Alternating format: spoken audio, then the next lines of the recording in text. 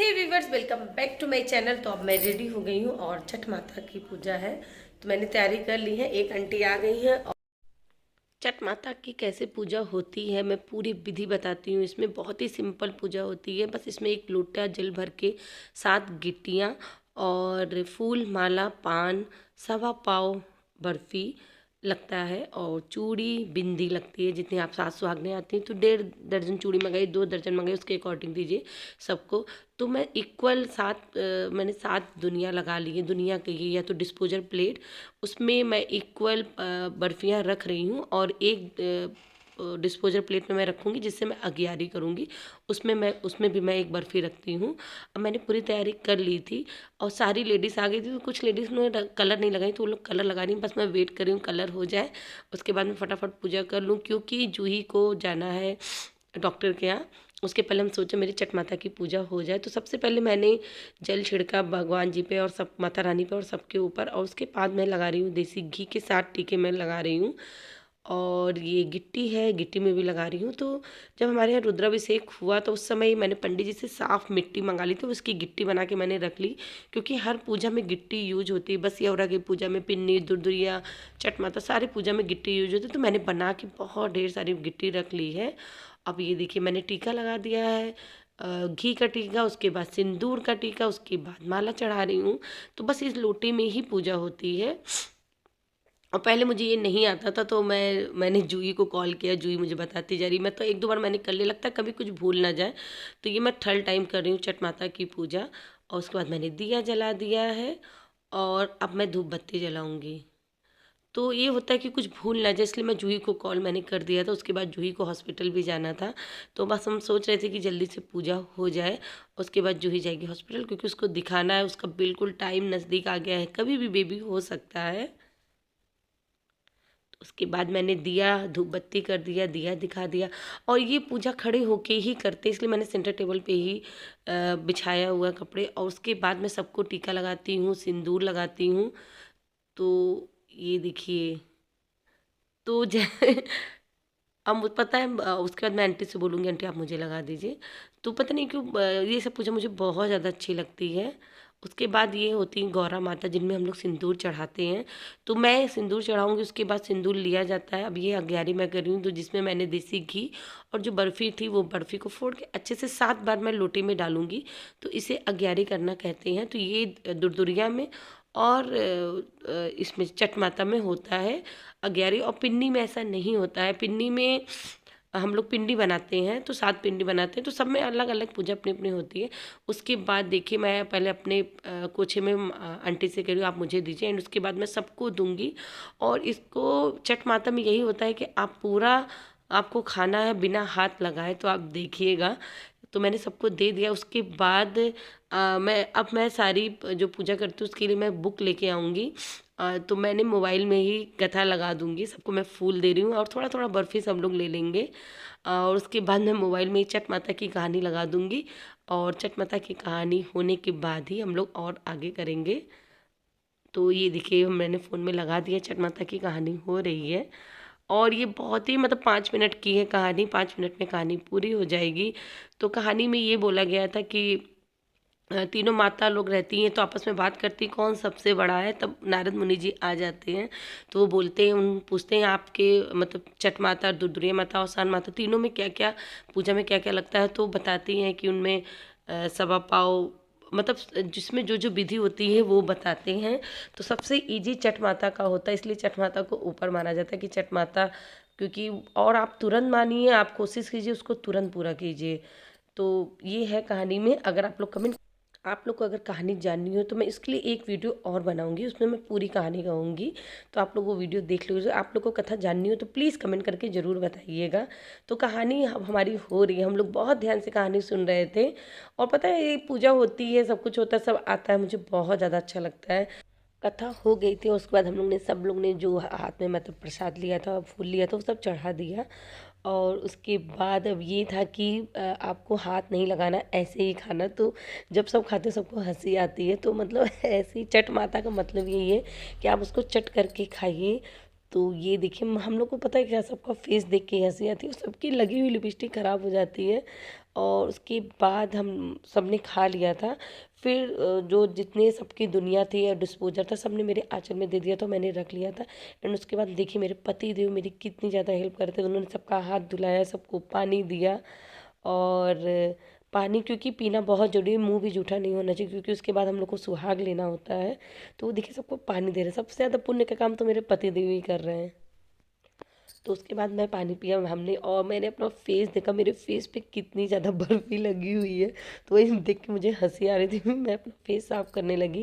And उसके बाद मैं सबको दूंगी पान। पान लगा हुआ होता है, शुभ माना जाता है, इसलिए पान जरूर रखते हैं। चाहे छठ माता की पूजा हो, दुर्दुरिया हो, पिन्नी हो, सब में पान जरूर रखा जाता है। तो मैंने सबको पान दे दिया, तो सब लोग अपना थोड़ा थोड़ा पान चढ़ाएंगे। एंड उसके बाद रख लेंगे, नाश्ता वास्ता करने के बाद अब पान खा लेते हैं।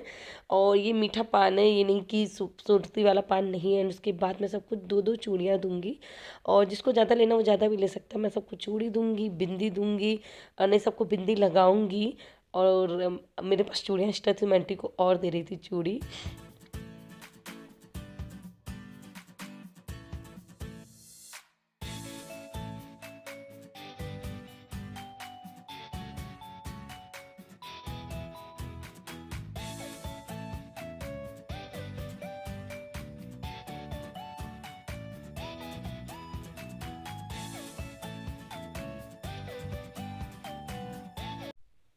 फिर हम लोग सुहाग लेते हैं, जो गौरा माता में सिंदूर चढ़ा रहता है वही अपनी मांग में भरते हैं, तो हम लोग सुहाग लेते हैं। तो सारी आंटियाँ वही कर रही थी।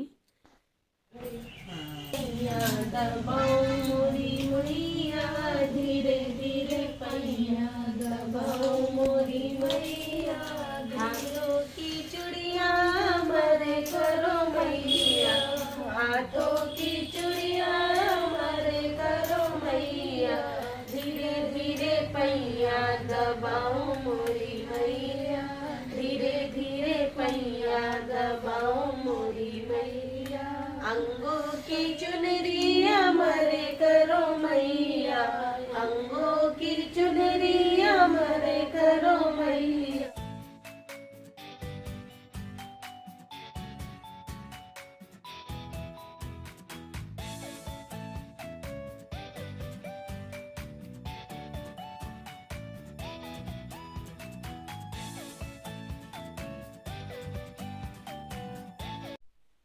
तो इसमें छठ माता में हम लोग पूजा करने के बाद तुरंत बाहर जाते हैं, थोड़ी दूर बाहर जाते हैं। उसके बाद घर में आके मतलब ये था कि छठ माता में खड़े खड़े आप पूजा कीजिए, खड़े खड़े ही प्रसाद खाइए, खड़े खड़े ही आप लोग निकल जाइए, बैठना नहीं जाता है, ना चाय पी सकते। उसके बाद हम सब लोग चले गए थे, तो हम आंटी के घर तक चले गए थे। एंड उसके बाद सब लोग लौट आएंगे, उसके बाद हमें चाय नाश्ता जो भी हो कराना होगा कराएंगे। तो ये हर पूजा में अलग अलग विधि होती है, तो इसमें ये विधि थी, हम लोग को सच में इस टाइम बहुत ज़्यादा हंसी आ रही थी। और फटाफट मैंने चाय चढ़ा दिया था कि सब लेडीज़ क्योंकि भागने लगती हैं। उसके बाद मैं गई, मैंने सबका पैर छुआ, क्योंकि मैं पैर नहीं छू पाई थी। और आज मैं अकेली थी, वैसे जूही रहती नहीं तो भाभी रहती है। और मैंने इधर पहले से ही तल के रख लिया था, जो जो नाश्ता मुझे लगाना था सब कुछ निकाल के रख लिया था। और मैं हर बार कुछ ना कुछ बनाती थी, कभी चूड़ा मटर, कभी साबूदाना का घुघरी। तो इस बार मैंने समोसा मंगा लिया था, और ये फ्रेंच फ्राइज़ और चिप्स जो कुछ भी था तलना था तल लिया था, और नमकीन नमकीन सब हमने नाश्ता लगा लिया था। और फटाफट मैं सबको ले जाऊँगी नाश्ता। और मेरे आज पति तो मेरी बहुत ज़्यादा हेल्प कर रहे थे। सुबह सुबह क्योंकि सारी लेडीज़ बिना कुछ खाए आती, उसके बाद ज़बरदस्ती नाश्ता ज़रूर कराना चाहिए। ज़्यादातर लेडीज़ सब भाग रही थी, मैंने सबको रोका। पहले तो मैं खाना भी खिला के भेजती थी उसके बाद, लेकिन कोई खाना खाता नहीं था चाय पीने के बाद, इसलिए मैं अब नाश्ता ही सोचती हूँ, मैं नाश्ता हैवी करा दूँ। एंड ये देखिए सारी लेडीज़ नाश्ता कर रही थी, और आंटी बहुत बातें कर रही थी। उसके बाद मैं चली गई अपने छोटे वाले बेटी को स्कूल से लेने, क्योंकि बड़ा वाला बेटा घर आ गया तो उसका पेपर हो रहा था, और छोटे वाले बेटे का टाइम अलग है। तो मैं उसको लेने गई थी, और धूप बहुत ज़्यादा तेज़ लग रही थी। और बात मतलब वॉकिंग डिस्टेंस में ही बच्चे के स्कूल है, तो मैं पैदल ही चली जाती हूँ लेने। और मेरा बेटा जितनी देर मेरे साथ आ रहा उतनी देर ही मुझसे बातें करता है कि स्कूल में आज ये हुआ, आज वो हुआ, मम्मा मैं थक गया, क्योंकि काफ़ी दिन के बाद स्कूल गया था।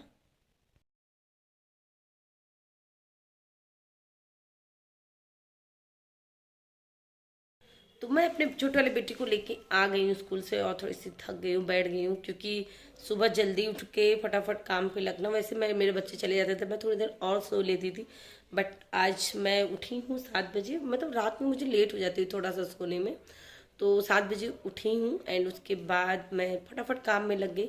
तो आज छठ माता की जब पूजा थी तो हम लोग पानी नहीं पीते हैं। तो पहले तो मैं पी लेती थी बट अब नहीं पीते, क्योंकि हाँ खाली पेट रह के मतलब बासी मुंह हम लोग को पूजा करनी चाहिए, क्योंकि मैंने ही सोचा था। बहुत लोग चाय पानी पी लेते हैं, जिनके यहाँ जैसा होता हो, बट मैंने नहीं पिया।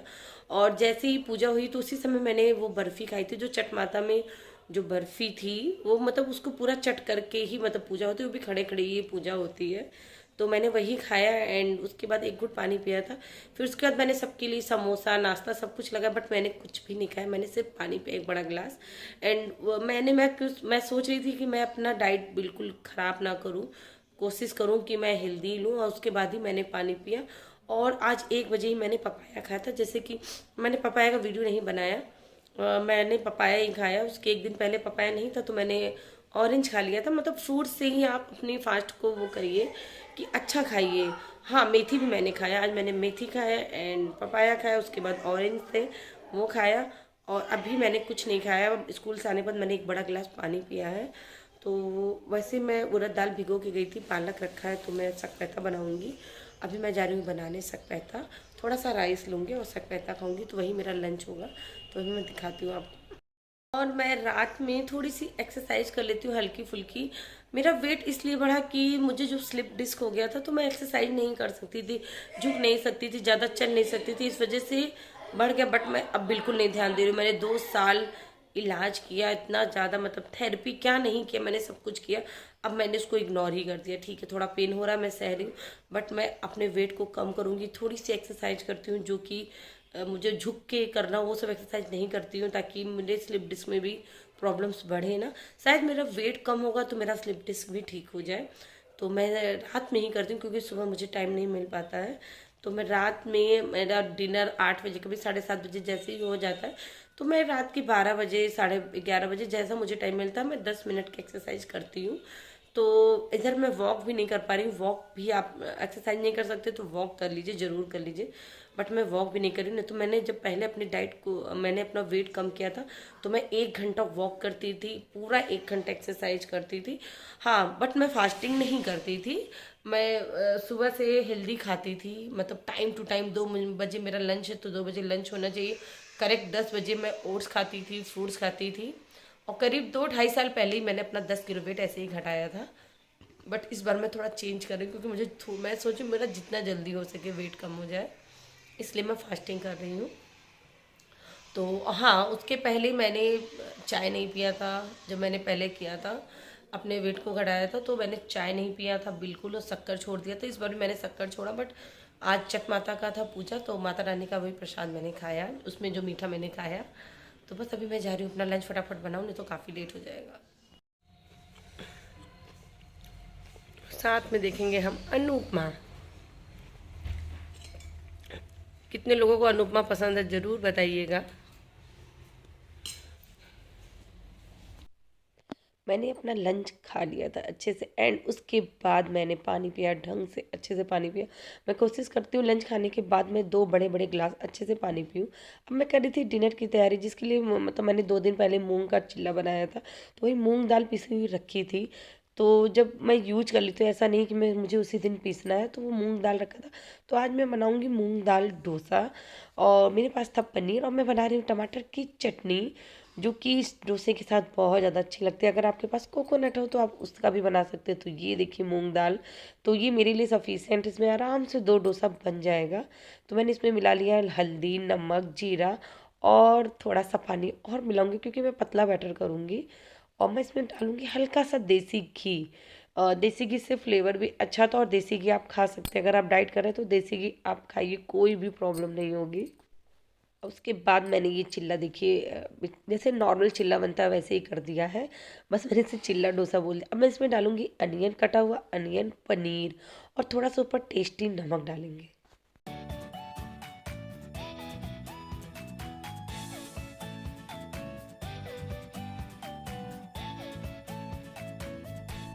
और थोड़ी देर में इसको धीमी आंच में सेकूंगी ताकि नीचे से थोड़ा सा क्रिस्पी हो जाए और टेस्टी लगे। तो नॉन स्टिक फ्राई पैन है तो ज़्यादा ऑयल की भी ज़रूरत नहीं लगती, तो मैं बस हल्का सा मैंने देसी घी डाला था, उसी में मेरा आराम से डोसा बन के हो गया रेडी। आप इसमें चाहिए तो टमाटर भी डाल दीजिए, बट मैं टमाटर नहीं डाल क्योंकि मैंने टमाटर की चटनी पीस ली, मेरी चटनी बन के हो गई है रेडी। और एक नहीं, मैं 2 डोसा बनाऊँगी, तो बस एक डोसा मेरा बन गया था, अब मैं दूसरा डोसा बनाऊँगी। मेरा डिनर बन के हो गया रेडी और मैं सोच रही हूँ मैं 30 दिन नई नई रेसिपी ट्राई करूँ। ये टमाटर की चटनी के साथ बहुत अच्छा लगता है। थोड़ा सा टाइम ऐसा होता है कि बच्चों का पेपर है तो बच्चों के साथ भी थोड़ा लगना पड़ता है, इसलिए बट मैं कोशिश करती हूँ मैं कुछ ना कुछ नई रेसिपी।